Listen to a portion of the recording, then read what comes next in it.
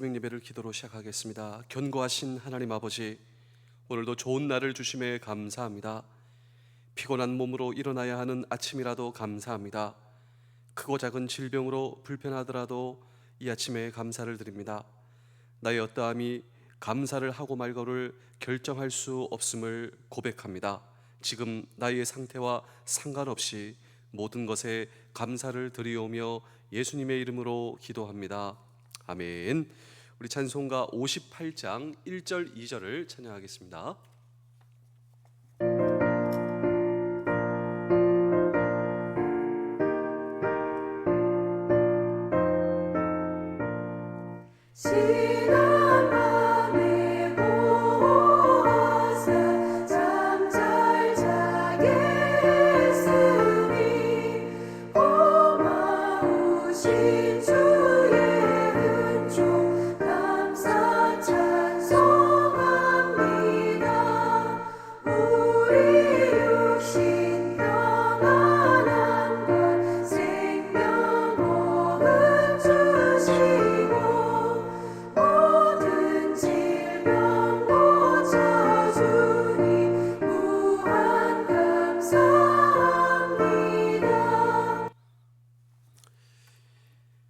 우리 갈라디아서 2장 20절입니다. 내가 그리스도와 함께 십자가에 못 박혔나니 그런즉 이제는 내가 사는 것이 아니요 오직 내 안에 그리스도께서 사는 것이라.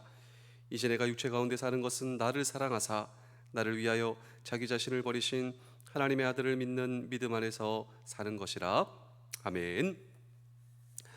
바야흐로 우리는 전쟁의 시대에 살고 있습니다. 정말 많은 전쟁과 싸움이 뉴스를 도배하고 있다시피 하는 이 세상. 그런데 저는 더욱더 심각한 것은 우리가 이제 더 이상 무감각하다라고 하는 것이죠. 전쟁의 소식 그리고 이 싸움의 소식 가운데 살고 있지만 더 이상 무감각한 이 시대. 근데 성경의 진단은 이것입니다. 이미 우리에게 예고하셨습니다. 정말 주님께서 다시 오시는 이 재림의 시기, 이 세상 말세의 시기가 되면 전쟁의 시대가 도래할 것이라고. 그런데 성경의 경고는 오늘 저와 여러분들을 향한 개인적인 경고입니다.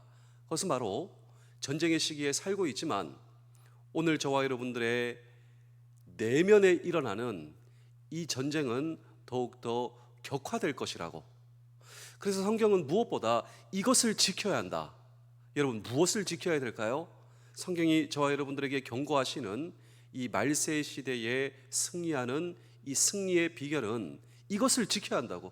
물론 우리는 우리에게 주어진 이 사명, 또 우리 국토, 우리의 임무 지켜야 합니다. 이 땅을 지켜야 합니다. 그런데 성경은 저와 여러분들에게 이것을 지켜야 한다고. 자, 우리 잠언 우리 4장 23절의 말씀을 읽어보실까요? 잠언 4장 23절입니다. 모든 지킬 만한 것 중에 더욱 내 마음을 지키라. 오늘 저와 여러분들의 내면, 우리의 마음에서 올라오고 있는 이 전쟁이 더욱더 격해지기 때문이다라고 하는 것이죠. 우리의 마음에서 올라오고 있는 이 절망의 문제, 우리의 마음에서 올라오고 있는 이 시기의 문제, 오늘도 우리의 마음 속에서 올라오고 있는 유혹의 문제, 여러분 이것이 심각하다라고 하는 것이죠. 그래서 이 말씀을 통하여서 정말 우리가 이 전쟁에서 많이 패한다라고 하는 것입니다.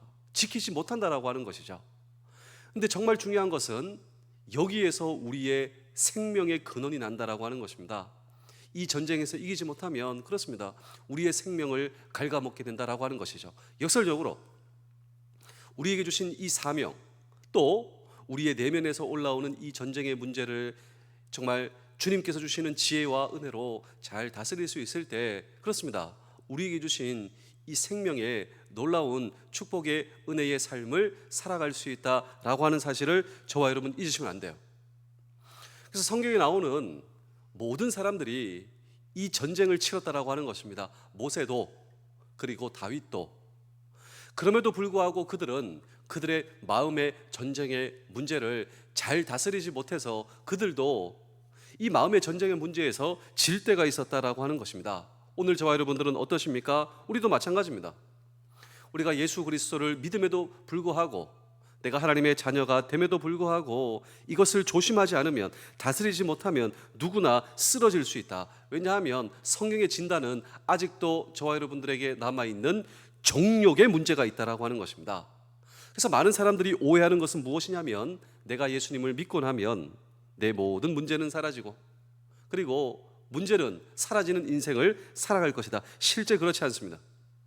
오늘 저와 여러분들이 예수 그리스도를 믿은 후 우리의 마음속에 남아있는 이 육신의 소욕, 이것은 우리가 새 사람이 된 이 새 자아와 대비되는 옛 자아, 우리 안에 남아있는 옛 성품, 옛 생활, 옛 자아, 이것이 예수 그리스도를 믿은 이후에도 결코 사라지지 않는다라고 하는 것입니다. 저 여러분 보실까요?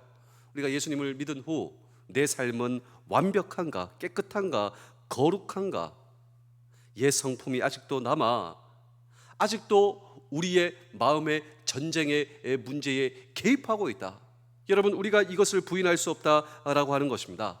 그래서 이것을 잘 다스리지 않으면, 아무리 우리가 오랫동안 신앙생활을 한다 할지라도 성경이 약속하시는 풍성한 삶을 살 수가 없다. 그렇다면 어떻게 옛 자아를 잘 다스려 우리가 마음을 잘 지켜 정말 하나님께서 주시는 놀라운 생명의 근원, 여러분 풍성한 삶을 살 수 있을 것인가?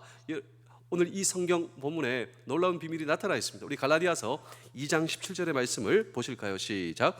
만일 우리가 그리스도 안에서 의롭게 되려 하다가 죄인으로 드러나게 되면 그리스도께서 죄를 짓게 하는 자나 결코 그럴 수 없느니라. 여러분, 놀라운 비밀이 있습니다. 그 비밀이 무엇이냐면, 우리가 믿음으로 구원받는 소위 칭의의 사건이 기록되고 있습니다.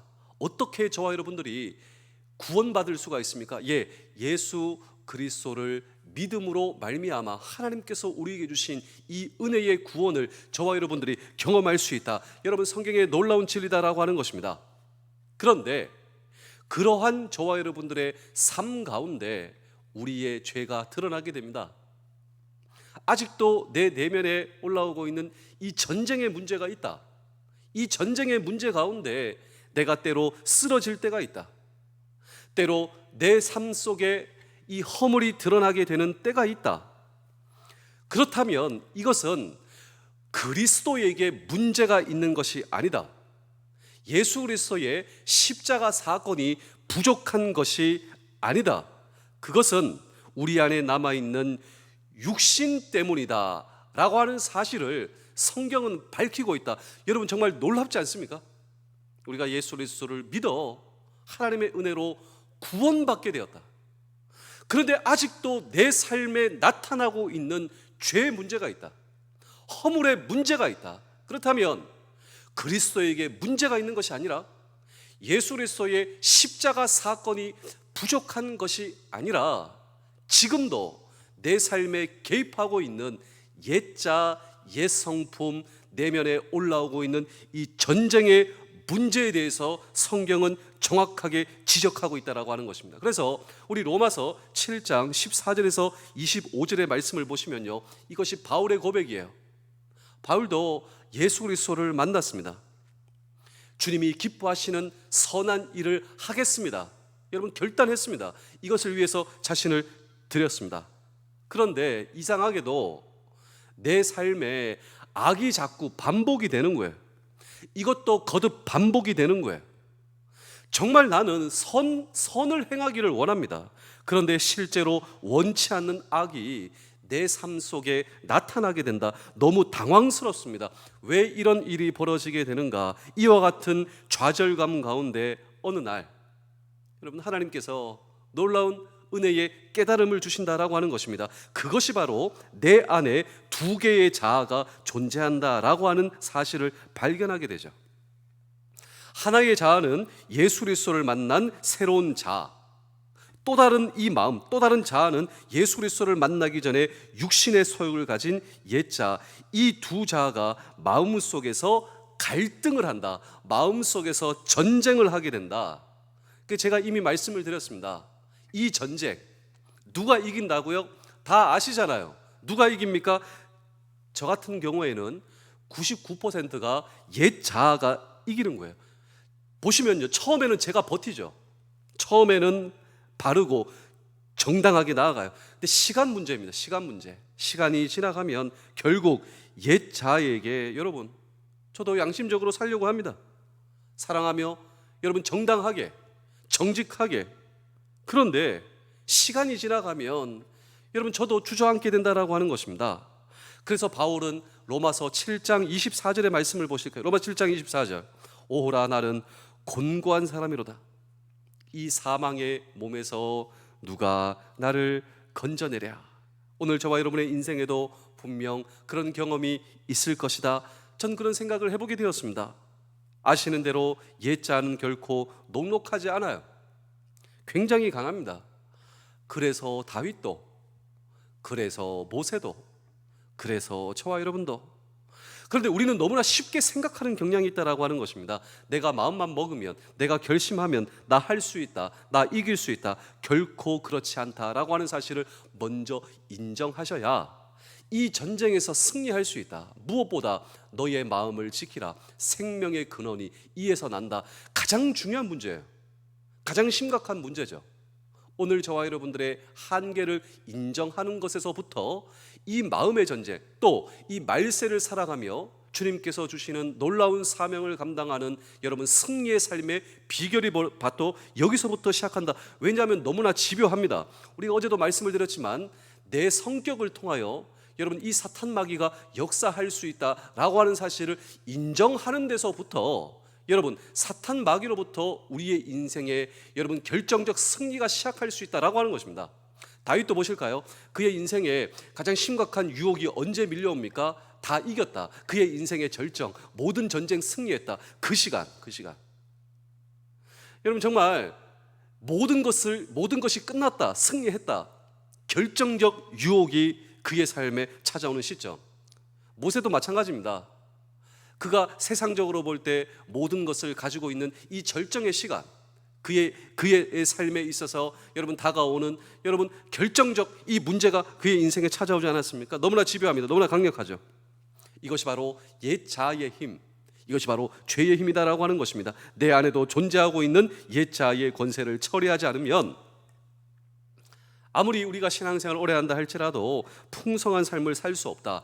그래서 오늘 성경은 이 모든 것, 어떻게 우리가 하나님이 원하시는 축복의 삶, 이 내면의 전쟁에서 이기며 이 말세의 시대에 승리할 수 있는가? 우리 갈라디아서 2장 20절의 말씀입니다. 내가 그리스도와 함께 십자가에 못 박혔나니. 그래서 오늘 저와 여러분들의 옛자, 이 죄의 문제를 여러분 십자가 앞에 가지고 나아가며 그 십자가 앞에서 처리할 수 있어야 된다.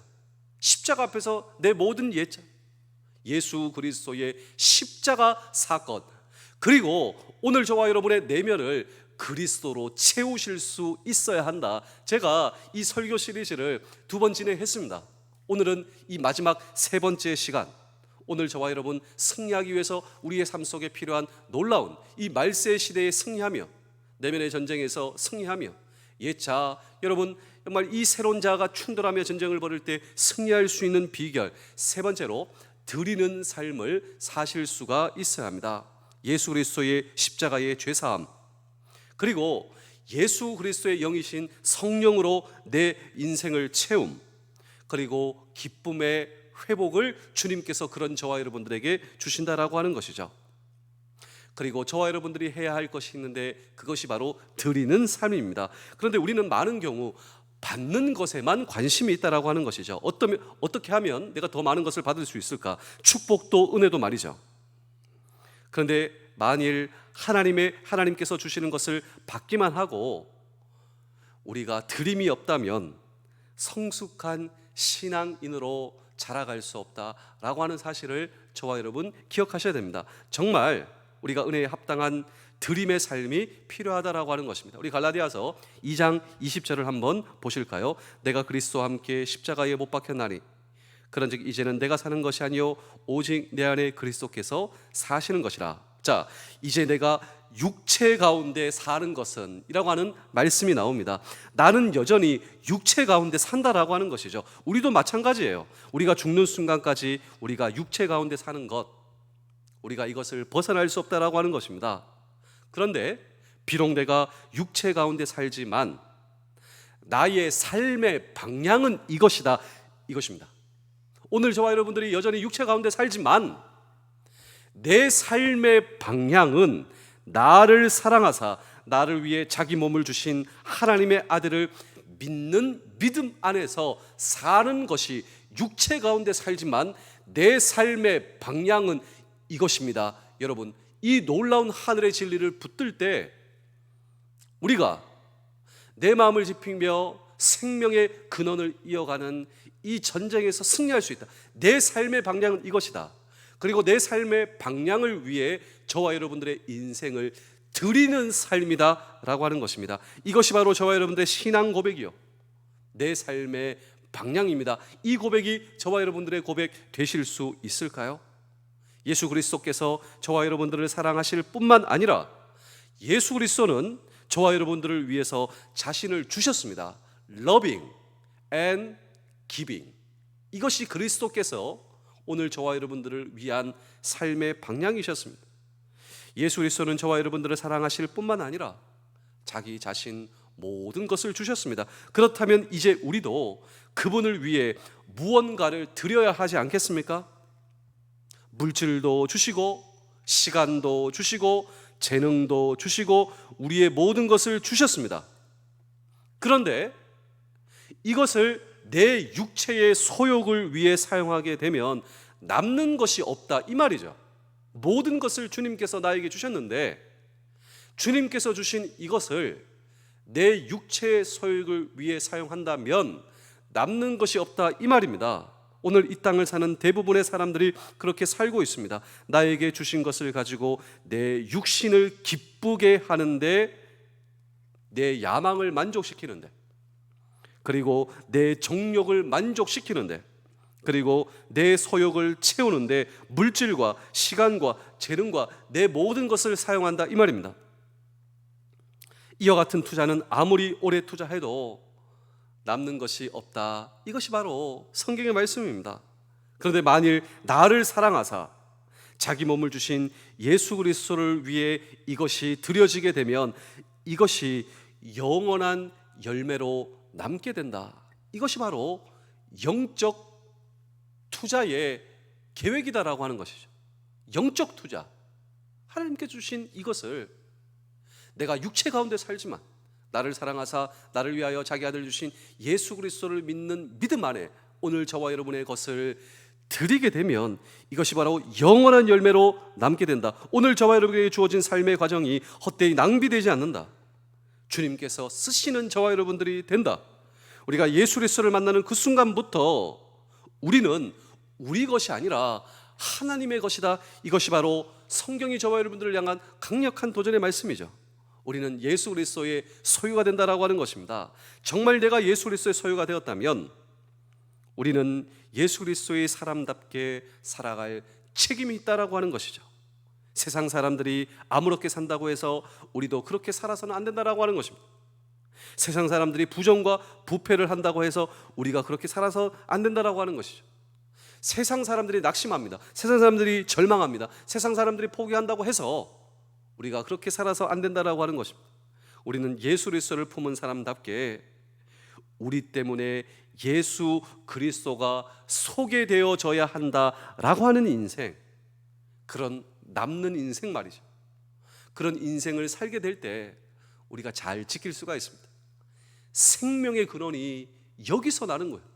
예수 그리스도에게 드려지는 삶을 살 때 오늘 저와 여러분들의 인생 가운데 주님께서 개입하셔서, 여러분 내가 싸우려고 하니, 내가 전쟁하려고 하니 여러분 이것이 힘든 거예요.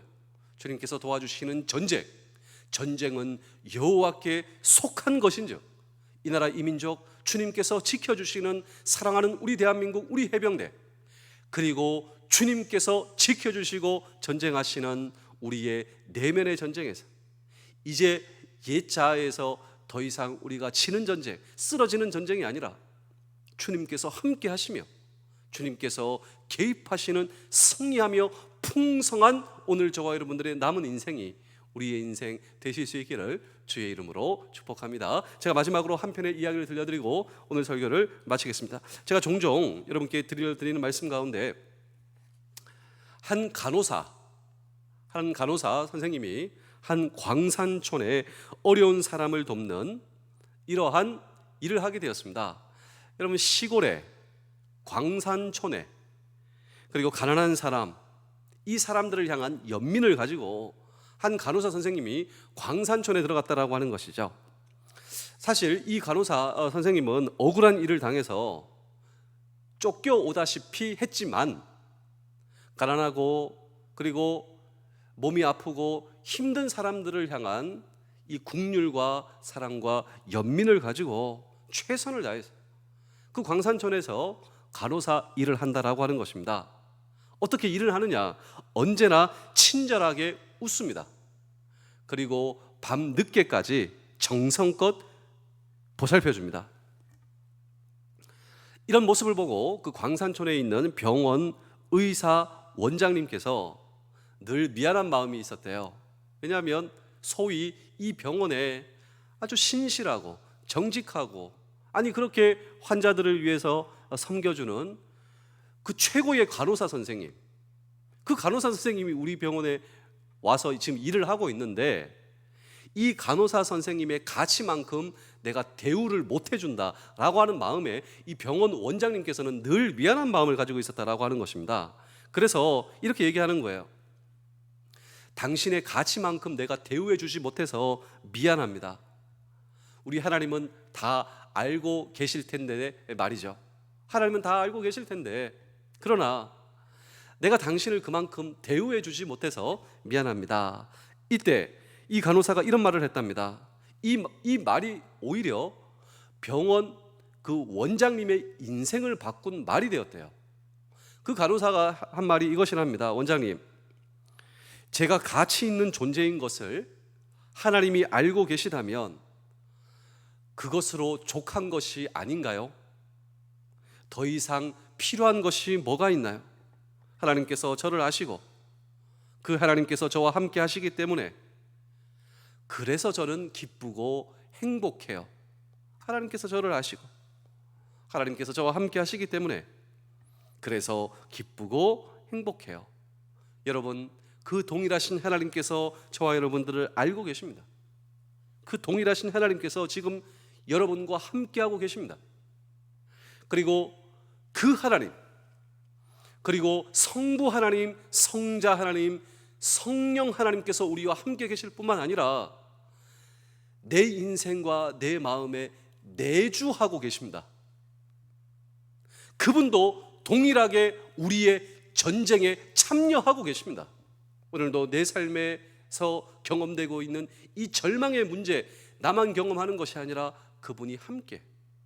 그렇다면 오늘도 내 모든 문제를 그분 앞에 가지고 나아가 오늘도 그분과 기도하시며 대화하시며 내 모든 문제를 그 십자가 앞에 내려놓고 오늘도 그분으로 가득 채우시며 오늘도 주님께 드리는 삶, 그 삶을 한번 결단해 보시지 않겠습니까?